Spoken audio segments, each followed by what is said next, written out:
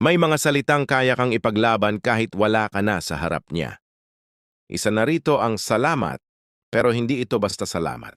Alam mo ba kung anong salita ang underrated? Pero sobrang makapangyarihan sa puso ng isang babae? Hindi ito I love you. Hindi rin ito miss na kita. At lalong hindi ito sorry. Ang isa sa pinaka-nakakabighaning salita para sa babae ay simple lang, salamat. Pero teka, hindi yan basta-bastang salamat. Sa Stoicism, ang tunay na lalaki ay hindi magaling sa bola, magaling sa pasasalamat. Yung pasasalamat na hindi lang lumalabas sa bibig, kundi galing sa puso. Isang salamat na may lalim, may dignidad, may halaga. Kaya sa video na ito, pag-uusapan natin kung paano mo sasabihin ang salamat sa paraang hinding-hindi kanya makakalimutan. At oo, ito ay ayon sa prinsipyo ng Stoicism. Kalma, simple, pero may bigat. Bakit malalim ang salamat kung galing sa lalaki? Ang salitang salamat ay tila sobrang simpleng gamitin, araw-araw nating sinasabi. Pero alam mo bang bihirang-bihira itong maramdaman?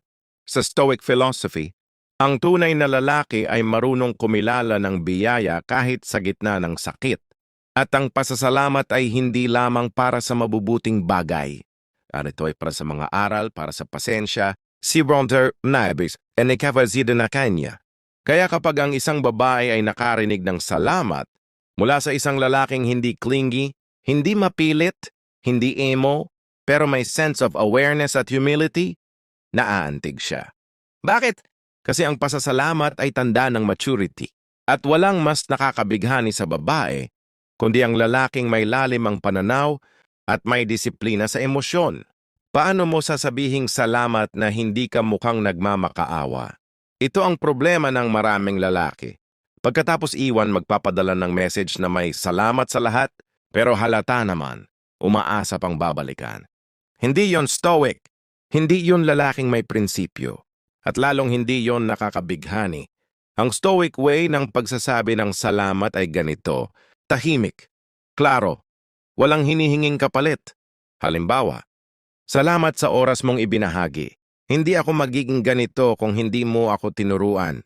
Salamat sa pagdaan mo sa buhay ko. Bit-bit ko yung mga leksyon mo habang buhay. Salamat sa sakit. Dahil doon, natuto akong palakasin ang loob ko. Napansin mo, walang sana. Walang babalik ka pa ba? Walang miss na kita. Purong pasasalamat. Walang drama. At yan ang tumatatak. Dahil kakaunti ang lalaking ganyan. Kapag ikaw ang lalaki na marunong magpasalamat, lumalalim ang presensya mo sa buhay niya. Hindi mo kailangang mahalin ng isang babae para irespeto kanya habang buhay. Minsan, sapat na ang pagkatao mo para maalala ka. Kapag sinabi mong salamat, hindi para kunin siya, kundi para kilalanin ang naging papel niya sa buhay mo, dun siya mas naaantig. Bakit? Kasi karamihan ng lalaki gusto lang kunin ang babae. Ikaw, nagbigay ka ng respeto. At yan ang hindi madaling kalimutan. Marami sa kanila, umaalis ng may bitterness. Ikaw, umalis ng may dignidad. Hindi ka nagwala. Hindi ka ng away. Nagpasalamat ka. Ganyan ang stoic, tahimik pero malalim. Ang epekto ng salamat pag na-absorb ng emosyon ng babae. Bakit ganito ka-epektibo ang salamat? Kasi ang babae hindi madaling makalimot sa lalaking may emotional clarity. Kapag naramdaman niyang genuine ang pagkilala mo sa mga pinagsamahan ninyo, parang binibigyan mo siya ng respeto na hindi niya nakukuha sa iba. At minsan, yung respeto na yan, mas matimbang pa sa pagmamahal. Isipin mo ito, lahat halos nagsasabing I love you. Pero kakaunti ang nagsasabing salamat sa lahat kahit hindi tayo nagtagal. That's why women remember men who can say salamat with soul. Stoic practice. Paano mag-express ng salamat ng may kalaliman? Ngayong alam mo na ang halaga ng salitang salamat, paano mo ito gagamitin? Here are Stoic-based ways. 1. Sa pamamagitan ng sulat. Walang emojis. Walang memes. Isang tahimik na liham na may dalang respeto at pasasalamat. Example. Hindi ako perpekto nung panahong tayo. Pero salamat kasi kahit papano, pinili mo pa rin ako dati. Bit-bit ko yon kahit wala ka na. 2. Sa pagkilos mo. Huwag ka nang maghabol. Ang simpleng hindi pag-text ay minsan mas malakas pa kaysa sa pagsigaw. And sa katahimikang iyon, nararamdaman niyang pinasasalamatan mo ang nakaraan kahit hindi mo siya kinukulit. 3. Sa sarili mong pag-usad. Kapag nakita niyang naging mas maayos ka, na naging mas disiplinado ka, na hindi ka na bitter, makikita niyang yung salamat mo ay hindi lamang salita. Isa itong buhay na katotohanan. Example, kwento ng isang lalaking iniwan. Hindi siya nag-post ng single again, hindi siya nag-send ng essay sa ex niya, hindi siya nagyabang, hindi rin siya nanghingi ng closure. Pero isang araw nagpadala siya ng simpleng voice note. Salamat. Di ko man nasabi dati, pero marami akong natutunan sa'yo. Sana masaya ka kung nasan ka man ngayon. Walang reply. Pero after a few weeks, natanggap niya ang mensaheng ito. Hindi ko alam kung bakit pero naiyak ako sa voice mo. Ang lalim. At ang totoo, ako dapat ang magpasalamat. See? You don't have to chase. Just speak with soul. Speak with stillness. And she will feel it. Salitang may bigat, hindi kailangan ng ingay. Salamat. Isang salita. Pero kung galing sa tamang puso, kayang baguhin ang alaala ng babae tungkol sa'yo. Sa mundo ng ingay, ang tahimik na salamat mula sa isang lalaking stoic ay parang huni ng gitara sa gitna ng bagyo. Hindi mo inaasahan, pero hindi mo rin makakalimutan. Kaya bago ka mag-move on, tanungin mo ang sarili mo, naiparating mo ba ang pasasalamat mo? Hindi para sa kanya, kundi para sa sarili mong katahimikan. Hindi kailangan ng babae ng lalaking laging tama, pero kailangan niya ng lalaking kayang magsabi ng naiintindihan kita. Maraming lalaki ang nagmamadaling ipaliwanag ang sarili nila. Maraming lalaki rin ang palaging gustong paniwalain ng babae na sila ang tama. Pero alam mo kung sino ang hindi madaling kalimutan. Yung lalaking marunong makinig at nagsasabing naiintindihan kita.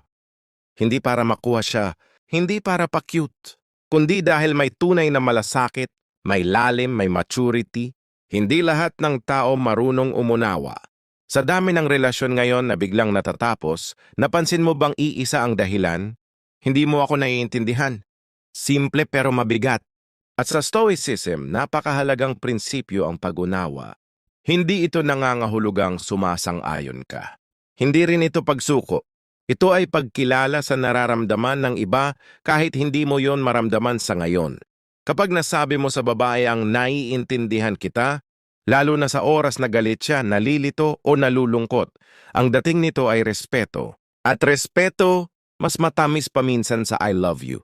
Anong uri ng naiintindihan kita ang nakakabighani? May dalawang uri ng naiintindihan kita.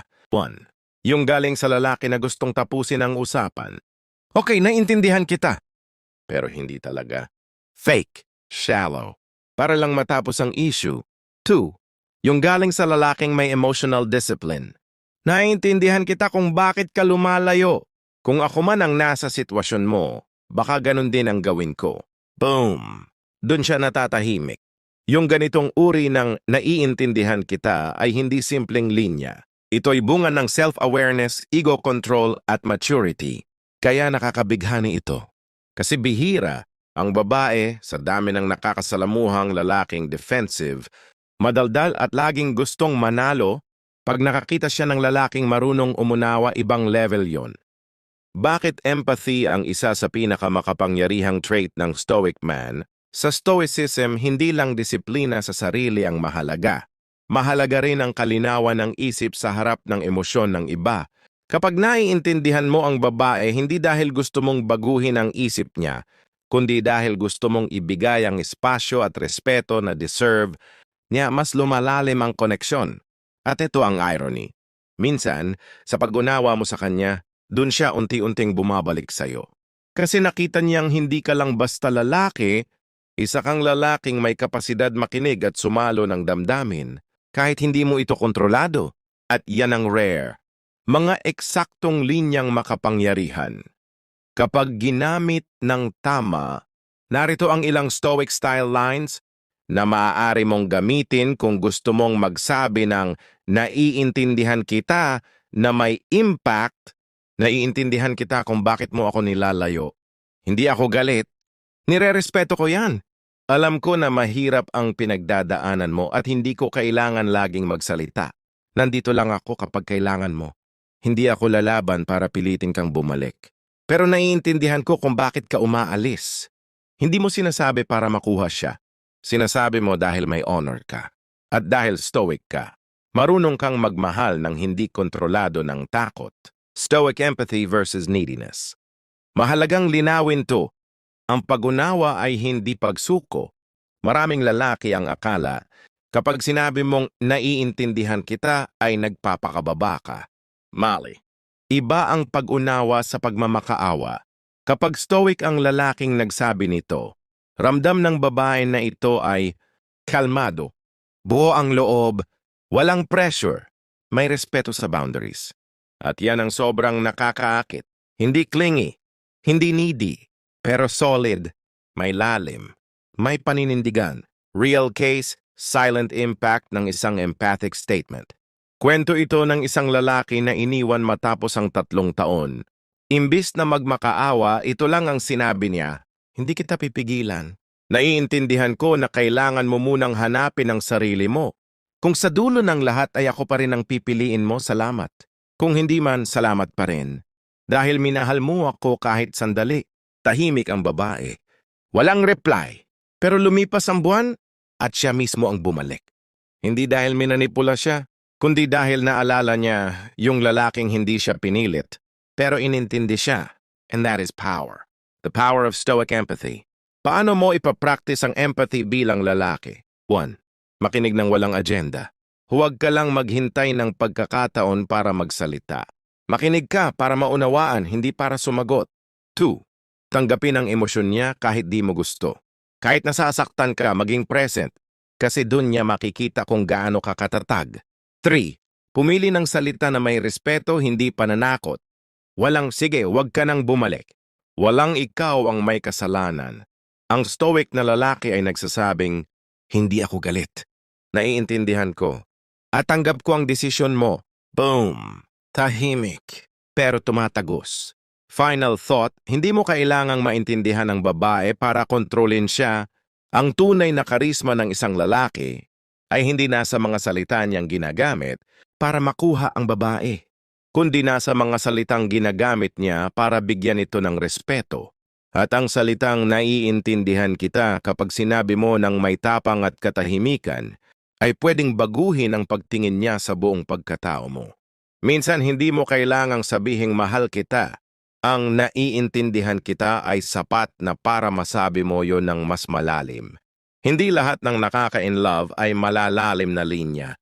Minsan ay yung pinaka-ordinaryong salita, yan pa ang pinaka-natatandaan. Nandito lang ako at ayos lang. Parang sobrang simple, di ba?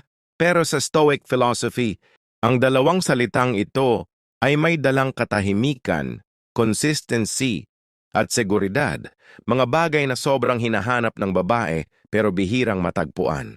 Nandito lang ako, kapag galing sa tamang lalaki. Sa unang tingin parang sobra itong clingy. Pero ang totoo, depende kung paano at kailan mo ito ginagamit. Pag sinabi mo ito sa gitna ng gulo, na hindi mo siya pinipilit, na hindi ka umiiyak at hindi ka nagmamakaawa, biglang nag-iiba ang epekto. Example, alam kong kailangan mo ng space. Naiintindihan ko. Pero kung dumating ang panahong gusto mong magsalita, nandito lang ako. Hindi ko ipipilit ang sarili ko. Pero wag mong kalimutan, nandito lang ako. Hindi para kontrolin ka, kundi para sumalo kung gusto mong huminto. See? Hindi ito desperate. Hindi ito demanding. Ito ay anchored presence. Kalmadong paalala na hindi mo siya pinipilit, pero hindi mo rin siya tinatalikuran. Paano ginagawang nakaka-inlove ng stoic man ang salitang ito? Karamihan sa mga lalaking nagsasabing nandito lang ako. Ang ibig sabihin ay, nandito ako, sana piliin mo ako. Nandito ako kasi umaasa pa rin ako. Nandito ako para iparamdam na mas ako ang karapat-dapat. Pero ang stoic na lalaki, kapag sinabi niya ang nandito lang ako, ang ibig sabihin niya ay, hindi ako mawawala sa sarili ko habang umaalis ka. May kakayahan akong manatili. Hindi sa loob ng relasyon, kundi sa prinsipyo ko at sa mundo na puno ng taong pabago-bago, Ang lalaking may consistent presence kahit hindi siya naghahabol, nakakabighani. Ayos lang, salitang tahimik pero may bigat. Ito ang pang-apat sa 5 salita. Ayos lang. Again, napakasimple. Pero sa ilalim nito may napakalalim na Stoic philosophy. Ang ayos lang ay hindi pagsuko. Hindi ito pagiging manhid. Hindi rin ito pagpapanggap. Kapag Stoic ang nagsabi ng ayos lang, ito ay pagtanggap sa realidad na may kapayapaan. Example, iniwan ka, ayos lang. Hindi siya nag-reply, ayos lang. Hindi ka pinili, ayos lang. Pero hindi mo ito sinasabi para magpaka-martyr. Sinasabi mo ito dahil hindi mo hinahayaan ang sitwasyon na sirain ang pagkatao mo. Bakit gustong-gusto ng babae ang lalaki na marunong magpakatatag? Ang mga babae ay bihirang aminin to, pero ang isa sa mga pinaka-turn-on sa isang lalaki ay kalmadong composure. Kapag nakita niyang hindi ka nagwawala, hindi ka nagmamakaawa, at hindi mo siya sinusumbatan, kundi kalmado mong sinasabi, ayos lang, naiintindihan ko, parang kinakalabit mo ang emosyon niyang hindi niya ma-express. Na-realize niyang iba ka. Hindi ka reaktibo, hindi ka clingy, pero totoo kang nandyan, hindi bilang option, kundi bilang anchor. Tahimik pero tumatagos. Kwento ito ng isang lalaking iniwan ng walang paliwanag. Hindi siya nangulit. Hindi siya gumawa ng drama online. Isang message lang ang iniwan niya. Wala akong masamang loob. Kung ito ang kailangan mong gawin para matahimik ka, ayos lang. Nandito lang ako, hindi para habulin ka, kundi para respetuhin ang desisyon mo. Hindi siya sinagot. Pero paglipas ng 3 buwan, may dumating na reply. Hindi mo alam kung gaano kalakas ang epekto ng katahimikan mo sa akin. Bawat araw, naalala ko kung paano mo ako hinayaang umalis, pero hindi mo ako siniraan, salamat. That's power. Power na walang sigaw, walang pananakot, pero nakaukit. Stoic way ng pagsasabi ng 2 salita na 2, paano mo gagamitin ang nandito lang ako at ayos lang na hindi desperate? 1. Timing. Huwag mo tong gamitin habang galit siya. Gamitin mo ito kapag pareho kayong kalmado o kapag gusto mo nang tapusin ang paghabol sa dignified way. 2. Delivery. Huwag sa text na puro crying emoji. Ilagay mo sa maikling voice message o sulat na direkta, kalmado at walang guilt-tripping. 3. Mindset. Walang kapalit. Huwag mong asahang babalik siya. Yung reward ay hindi ang bumalik siya, kundi ang peace of mind mo na naging totoo ka. Bakit ang katahimikan mo ay mas maingay kesa sa sigaw ng iba? Kapag sinabi mo ang nandito lang ako at ayos lang, hindi mo kailangang ulit-ulitin. Hindi mo kailangang patunayan araw-araw kasi ang Stoic man hindi nagmamadali. Alam niyang kung hindi siya pinili, hindi ibig sabihin wala siyang halaga. At alam niyang minsan, ang paglayo mo ng may dignidad ay mas now-appreciate kesa sa pananatili mo na puno ng galit. Sa katahimikan mo, nag-iiwan ka ng tanong sa puso niya. Bakit siya ganun kalalim? Bakit kahit nasaktan siya, hindi siya nagalit? Bakit parang siya pa rin ang lalaking gusto kong balikan? Simplicity is seductive pag galing sa tamang lalaki. Hindi lahat ng makabighani ay dapat malalalim ang linya. Minsan 2 simpleng salita lang ang kailangan. Nandito lang ako. Ayos lang. Kapag sinabi mo to ng may kalmadong puso, ang may prinsipyo, nang hindi nakikiusap kundi nagbibigay ng respeto, babae man o lalaki mapapansin yon. And when a woman feels that strength wrapped in silence, she won't easily forget the man who gave her peace. Ang pinakanakakabighaning salita ay hindi laging I love you. Minsan, paalam ang mas tumatagos, lalo na kung galing sa lalaking hindi desperado. Sino bang gustong magpaalam? Wala. Lalo na kung mahal mo pa. Lalo na kung hindi mo pa tapos. Lalo na kung hindi pa malinaw ang lahat. Pero sa mundo ng Stoicism, ang tunay na kalakasan ay hindi sa pagpipilit, kundi sa marangal na pagbitaw. At sa huling bahagi ng video na ito, pag-uusapan natin ang huling salita na sa kabila ng sakit ay may pinakamalalim na epekto, paalam. Hindi ito basta bye. Hindi ito drama. At lalong hindi ito pangmanipula. Ito ang klase ng paalam na mararamdaman sa puso. Kahit wala ka nang sinasabi. Bakit ang paalam ay isa sa pinakamakapangyarihang salita sa babae? Ang paalam kapag mula sa tamang lalaki ay hindi lang pagtatapos, isa itong panimula ng respeto. Kapag sinabi mong paalam, hindi dahil sumusuko ka, kundi dahil ayaw mong maging hadlang, ibang level yan. Ang mga babae, sa totoo lang, sanay na sa lalaking nagmamakaawa, nagsusumbat, nagpaparamdam para mapansin uli, gumagawa ng drama sa social media. Pero ang isang lalaking tahimik na nagpapaalam, na may dignidad, respeto at pagpipigil, yan ang hindi madaling kalimutan. Kasi sa gitna ng emosyon, pinili mo ang disiplina. At yun ang rare. Iba ang paalam ng mahinang lalaki versus stoic man. Paalam ng mahinang lalaki. Sige, alis ka. Huwag ka nang bumalik. Goodbye. Sana magsisi ka. Bahala ka sa buhay mo.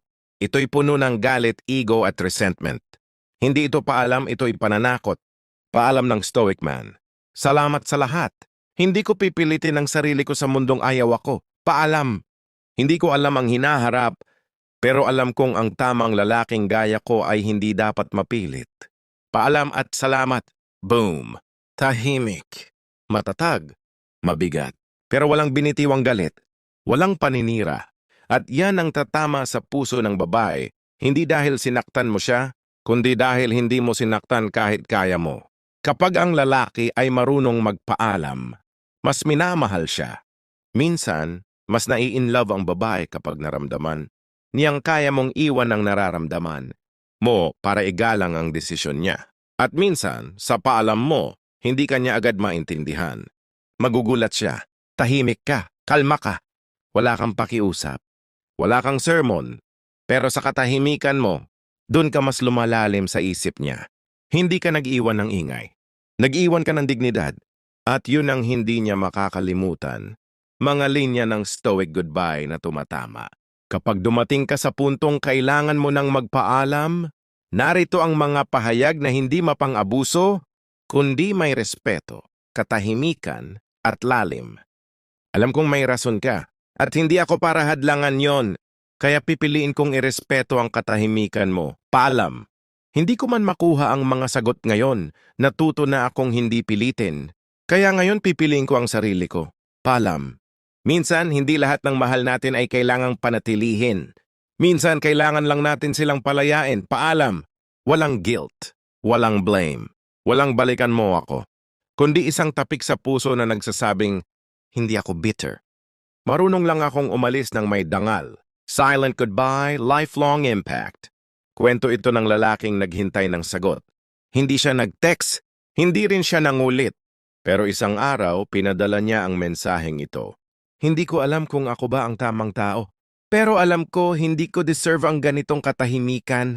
Kaya para sa sarili ko, magpapaalam na ako. Maraming salamat. No reply. Isang buwan ang lumipas, nag-message ang babae. Nang mabasa ko yun, napaiyak ako. Kasi ni minsan, hindi mo ako pinilit. Pero ni minsan, hindi ko rin naramdaman na nawala ka. Paalam. Hindi para mawala, kundi para ipaabot sa kanya na kahit mahal mo siya, mas mahalaga ang kapayapaan mo. Kailan dapat sabihin ang paalam? Kapag hindi ka na kinakausap, hindi ka na pinapahalagahan, at tila kalabisan na ang presensya mo sa buhay niya, huwag mo nang hintayin ang moment na mapahiya ka. Pumili ng paalam na tahimik, malinis, direkta, walang sumbat. Hindi mo siya iniiwan, inilalabas mo ang sarili mo sa sitwasyong hindi ka na pinipili. At tandaan, hindi lahat ng paalam may katapusan. Minsan, ito ang simula ng pagrespeto mo sa sarili mo. Bakit mas nakakabighani ang lalaki na marunong umalis ng maayos? Ang mga babae ay hindi lang naaakit sa mga lalaking nagpapatawa o sa mga lalaking sweet. Minsan, mas naaalala nila ang lalaki na hindi sila pinilit, hindi sila minanipula. Hindi sila sinumbatan, pero malinaw na nagpaalam. Yung lalaki na may lalim, may paninindigan, may tahimik na respeto. Dahil doon, nararamdaman nila ang klase ng pagmamahal na hindi nagpapapansin, kundi nagpapalaya. At iyon ang klaseng pag-ibig na hindi nakakalimutan.